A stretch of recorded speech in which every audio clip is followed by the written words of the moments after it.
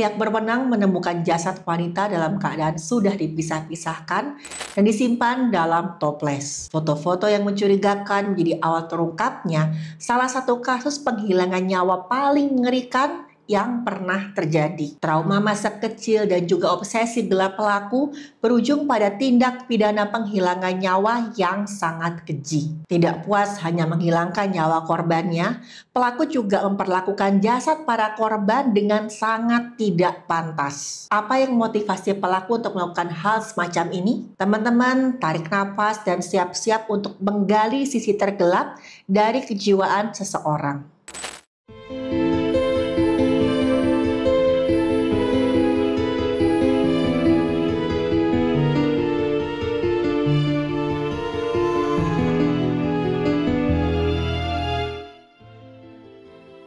Halo, saya Dr. Stefani.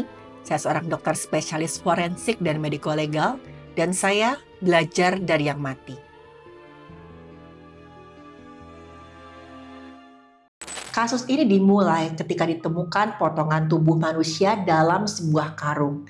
Anehnya, potongan tubuh tersebut ditemukan di salah satu jalanan yang cukup sering dilewati oleh para pejalan kaki. Penemuan tersebut tentu saja mengundang perhatian pihak yang berwenang, karena beberapa hari sebelumnya juga ditemukan potongan-potongan tubuh manusia yang mengambang di sebuah sungai. Sudah pasti ini membuat semua warga ketakutan. Mereka mengira kalau ada seorang pelaku tindak kriminal yang sedang berkeliaran bebas. Pihak yang berwenang kemudian langsung melakukan penyelidikan. Dimulai dari mencari petunjuk-petunjuk yang penting. Sebelum mereka menemukan adanya petunjuk, tiba-tiba aja beberapa hari kemudian ditemukan lagi ada potongan tubuh manusia dengan kondisi yang sama. Ditaruh lagi dalam sebuah karung dan lagi-lagi potongan tubuh tersebut ditemukan di sebuah jalan yang sebenarnya cukup ramai. Pihak yang berwenang menduga kalau ketiga hal mengerikan tersebut dilakukan oleh orang yang sama. Tapi masalahnya tidak ada petunjuk yang ditinggalkan oleh pelaku. Ini sempat buat pihak yang berwenang kebingungan. Sebenarnya siapa ya pelakunya? Bagaimana kok dia tuh bisa nggak meninggalkan jejak sedikit pun? Sampai kemudian ada lagi nih korban keempat yang potongan tubuhnya juga dibuang di jalanan. Udah jelas ini semakin meresahkan. Akibatnya, para warga terus menuntut pihak yang berwenang untuk segera menyelesaikan kasus ini. Titik terang dalam penyelidikan akhirnya ditemukan setelah ada seseorang menelpon pihak berwenang. Dan orang ini sama sekali tidak disangka-sangka. Orang tersebut mengaku kalau dia adalah pegawai dari sebuah bisnis percetakan. Dia bilang kalau ada salah satu pelanggannya itu sikapnya sangat aneh. Memang awalnya si pelanggan ini hanya mencetak beberapa foto. Ya, kegiatan yang sebenarnya normal dilakukan lah untuk di sebuah percetakan. Tapi setelah dilihat lebih jelas lagi, foto-foto yang dicetak oleh pelanggan ini sangat tidak nyaman bahkan mengerikan untuk dilihat. Foto-foto tersebut menampilkan potongan-potongan tubuh manusia dalam kondisi yang sangat mengenaskan. Potongan tubuh tersebut tampak rusak dan berlumur cairan tubuh berwarna merah. Waktu melihatnya pertama kali udah jelas si pegawai ini kaget dan ngeri melihatnya. Walaupun ngeri, dia juga penasaran nih. Kira-kira buat apa sang pelanggan menyimpan foto-foto tersebut bahkan sampai dicetak. Akhirnya sang pegawai memberanikan diri untuk bertanya kepada si pelanggan ketika datang mengambil cetakan fotonya. "Maaf Pak, kenapa sih Anda punya foto-foto potongan tubuh?" Katanya saat itu sang pelanggan tersebut menjawab kalau dia adalah seorang peneliti di sebuah kampus. Foto-foto potongan tubuh tersebut adalah bahan untuk penelitiannya. Tapi anehnya, waktu menjawab pertanyaan itu si pelanggan tampak gugup. Dan ini menambah kecurigaan si pegawai percetakan tersebut. Setelah si pelanggan ini pergi, barulah si pegawai percetakan menghubungi pihak berwenang. Mereka pun kemudian curiga pada pelanggan percetakan tersebut. Bisa jadi dia adalah pelaku dari tersebarnya potongan-potongan tubuh yang ditemukan akhir-akhir ini. Mereka meminta si pegawai ini untuk kemudian menghubungi pihak berwenang kalau si pelanggan itu kembali. Dan beberapa hari kemudian si pegawai toko percetakan ini kembali menelpon pihak yang berwenang. Dia memberi kabar kalau hari itu si pelanggan datang kembali ke tokonya. Lagi-lagi dia mencetak foto-foto yang sangat tidak nyaman untuk dilihat. Pihak yang berwenang langsung bergegas menuju ke percetakan tersebut sebelum si pelanggan ini pergi. Dan untungnya teman-teman, ketika pihak yang berwenang ini datang, si pelanggan itu masih ada di percetakan. Ini terjadi berkat akal cerdik si pegawai percetakan yang berhasil mengulur waktu. Si pelanggan percetakan ini langsung mengaku kalau dia adalah pelaku penghilangan nyawa 4 orang perempuan dalam waktu beberapa hari terakhir ini. Dan anehnya, si pelanggan ini kelihatan tenang. Pihak yang berwenang kemudian membawa dia ke kantor untuk dimintai keterangan lebih lanjut. Pelanggan ini adalah seorang pria, usianya baru 26 tahun dan bernama Lam. Dan diketahui, Lam ini bekerja sebagai seorang supir taksi. Di kantor pihak yang berwenang dengan sangat tenang, Lam menjelaskan dengan detail bagaimana dia menghilangkan nyawa korban-korbannya. Dia nggak kelihatan sama sekali bersalah ketika dia memberikan keterangan yang membuat siapapun yang mendengarnya sampai geleng-geleng kepala dan bahkan mual. Lam bercerita, korban pertamanya adalah seorang wanita yang berprofesi sebagai penari. Waktu dia ketemu si korban ini, wanita ini baru aja keluar dari sebuah gedung setelah melakukan pertunjukan. Dan kebetulan saat itu taksi yang dikendarai oleh Lam lewat di depan gedung tempat si wanita itu melakukan pertunjukan. Wanita itu memanggil si Lam, dia kemudian naik ke taksi tanpa merasa curiga sedikit pun. Karena saat itu teman-teman yang kita bayangkan, di pikiran korbannya Lam dia hanya ingin cepat-cepat pulang dan bersantai di rumah setelah hari yang melelahkan. Tapi yang gak dia tahu, ternyata Lam menyimpan niat yang sangat-sangat buruk dan bahkan mengerikan. Lam gak mengantarkan wanita tersebut ke tempat tujuannya. Dia belokkan taksinya ke sana kemari sampai akhirnya dia sampai ke sebuah jalanan yang sangat sepi. Baru itulah si wanita ini kaget, dia tanya, "Pak, kenapa kita berhenti di sini?" Tanpa menjawab pertanyaan korbannya, Lam langsung menghilangkan nyawa wanita tersebut dengan melilitkan sebuah kabel di lehernya. Dan ini teman-teman adalah hal yang sangat berbahaya. Ketika terjadi lilitan kabel di leher, akan terjadi penekanan pada pembuluh besar di leher. Cairan tubuh dari otak akan terbendung sehingga otak akan membengkak. Di saat yang bersamaan, cairan tubuh yang menuju otak nggak bisa sampai ke jaringan otak. Otomatis otak tidak akan mendapatkan oksigen. Dalam hitungan detik, seseorang bisa mengalami penurunan kesadaran.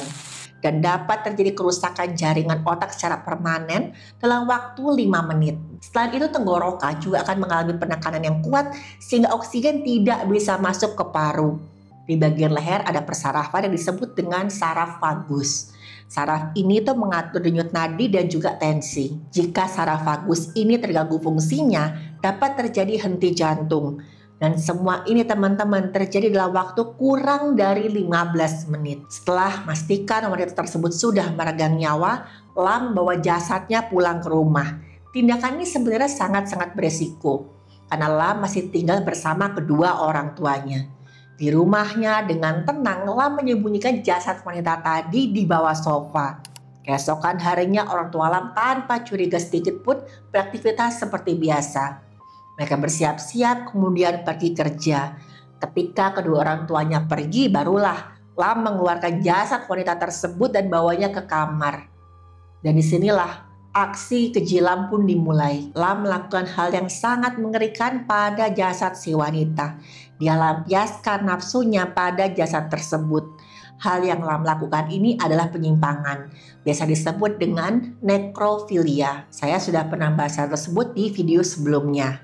Tapi buat teman-teman yang belum tahu, nekrofilia adalah gangguan kejiwaan di mana seseorang mendapatkan kepuasan setelah melakukan hubungan badan dengan orang yang sudah tidak bernyawa. Pelaku biasanya melakukan hal tersebut untuk mendapatkan kendali penuh atas jasad yang dianggap sebagai pasangan dalam hubungan badan.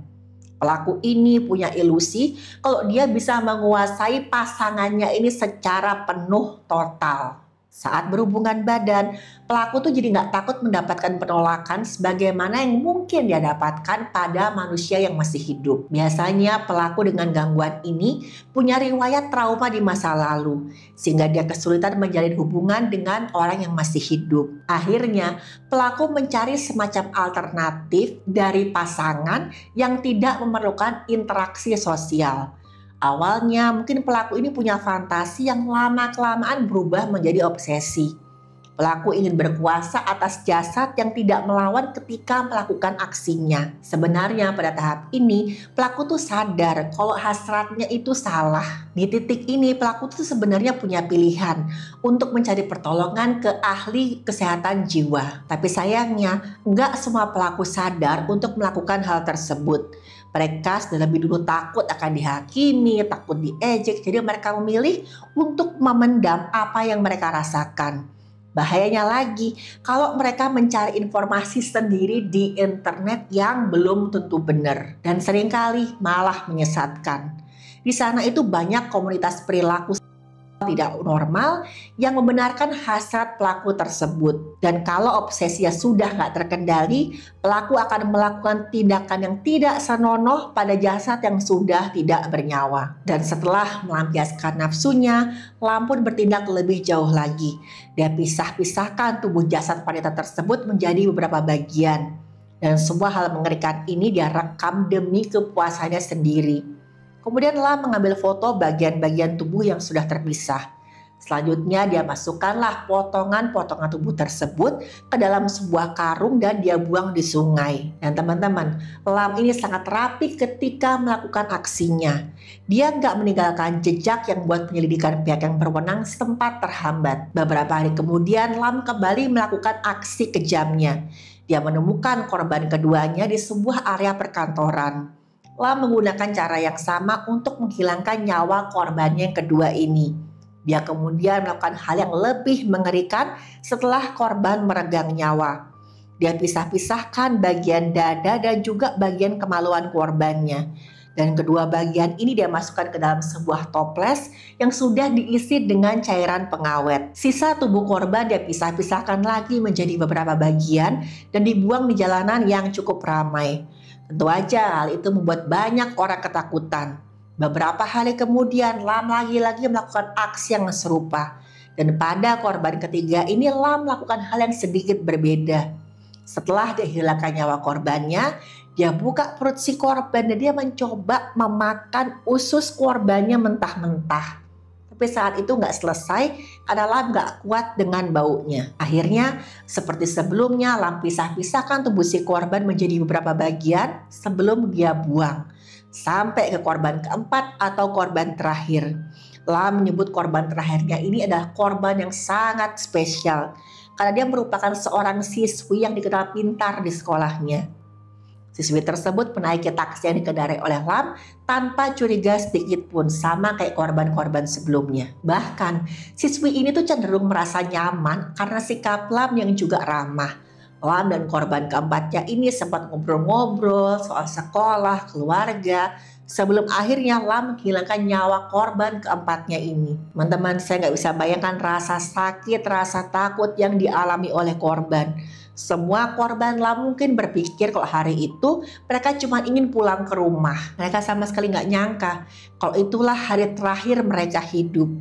Apapun yang kita lakukan sudah pasti akan mendapat balasannya.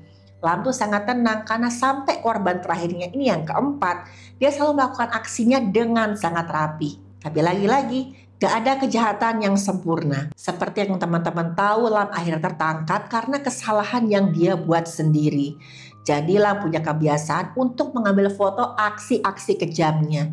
Dan foto itu kemudian dicetak di sebuah percetakan. Yang mana si pegawai toko percetakan tersebut bisa melihat foto-foto yang diambil oleh Lam. Dan Lam pun akhirnya gak berkutik ketika pegawai toko menelpon pihak yang berwenang. Pihak yang berwenang kemudian menggeledah rumah Lam untuk mencari barang bukti yang lain. Mereka benar-benar terkejut ketika masuk ke dalam kamarnya Lam. Bayangkan aja teman-teman, di kamar itu ada banyak sekali sajam yang sepertinya digunakan untuk memisahkan bagian-bagian tubuh dari korbannya.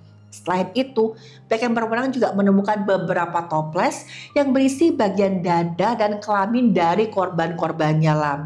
Terakhir ditemukan tumpukan foto-foto yang tidak senonoh yang diduga menjadi penyebab perilaku kejamnya Lam. Tapi ketika dimintai keterangan oleh pihak yang berwenang, orang tua Lam itu menyangkal dugaan dari pihak yang berwenang. Mereka merasa perilaku Lam itu disebabkan oleh didikan yang salah dari mereka sendiri. Memang ya teman-teman, keluarga Lam ini gak terlalu harmonis. Waktu Lam masih kecil, ayah tuh pernah ketahuan selingkuh. Gara-gara ini kedua orang tuanya Lam jadi sering bertengkar. Lam yang sedih akhirnya mencoba mencari peralihan. Tapi bukannya sesuatu yang positif, Lam malah memilih untuk menonton film dewasa. Pada saat itu usia Lam masih anak-anak. Lama-kelamaan dia jadi kecanduan dan mulai menunjukkan perilaku yang aneh. Teman-teman, saya banyak melihat himbauan di sosial media untuk kita menghindari konten-konten dewasa. Karena hal tersebut bisa berdampak buruk pada otak kita jika ditonton apalagi sebelum waktunya. Sebenarnya hal ini berhubungan dengan perkembangan otak. Di otak manusia itu ada bagian yang disebut dengan korteks prefrontal.